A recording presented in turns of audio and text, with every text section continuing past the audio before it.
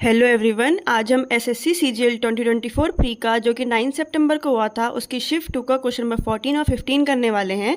Question number 14 हमें कहता है कि हमें ये इतना बड़ा नंबर दिया हुआ है और उसको हमें 9 से डिवाइड करके बताना है कि रिमाइंडर कितना है। और क्वेश्चन में ये भी लिखा था कि हमें विदाउट एक्चुअल डिवीजन करना है, यानी कि हमको 9 से एक्चुअली डिवाइड नहीं करना है, हमको बिना डिवाइड करके ही बताना है कि रिमाइंडर कितना आया था।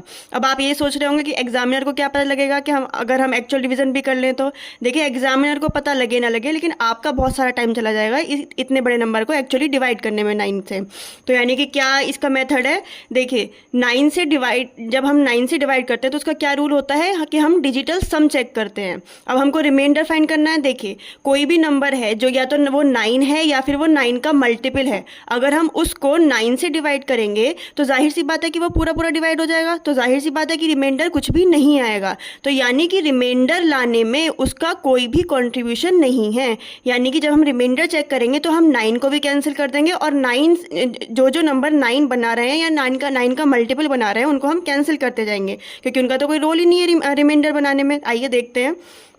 9 को कैंसिल कर दीजिए, 5 और 4 क्योंकि 9 बनाते हैं उनको कैंसिल कर दीजिए, 7 और 2 9 बनाते हैं उनको कैंसिल कर दीजिए। तो अब 3 नंबर बचे अपने पास, 2 8 और 3, यानी कि 13। और 1 + 3 भी कर देंगे, इसका भी डिजिटल सम निकालेंगे तो यानी कि 4 आएगा। तो यानी कि और 4 तो डिवाइड नहीं होता 9 से, हमें पता है कि 4 छोटा नंबर है 9 से, और छोटे नंबर को जब हम बड़े नंबर से डिवाइड करते हैं तो रिमाइंडर वो छोटा नंबर ही आता है। तो इसमें रिमाइंडर हमारा 4 होगा और 4 ही हमारा इसमें आंसर होगा। क्वेश्चन नंबर 15 पर आते हैं। हमको 3 एंगल्स दिए हुए थे ट्राइंगल के, सच दैट कि 1 is the average of the other 2। तो हमको बाकी एंगल्स फाइंड करने थे। मान लेते हैं हम कि ए बी सी तीन एंगल्स हैं उस ट्राइंगल के। तो हमको जैसे कि क्वेश्चन में गिवन है कि ए जो है वो बी और सी का एवरेज है, यानी कि A equals to B plus C by 2 है। तो यानी कि बी प्लस सी क्या हो जाएगा, 2a। और हमको पता है कि ये ट्राइंगल्स के एंगल है, यानी कि इसमें एंगल सम प्रॉपर्टी लग जाएगी, यानी कि a plus B plus C equals to क्या आ जाएगा 180। बी प्लस सी की जगह हम 2a की वैल्यू रख देंगे तो 3a इक्वल्स टू 180 आ जाएगा। तो a इक्वल्स टू हमारे पास इस तरह से 60 की वैल्यू आ गई। अब देखिए, ये क्वेश्चन कई बार एसएससी में आ चुका है अलग अलग तरीके से।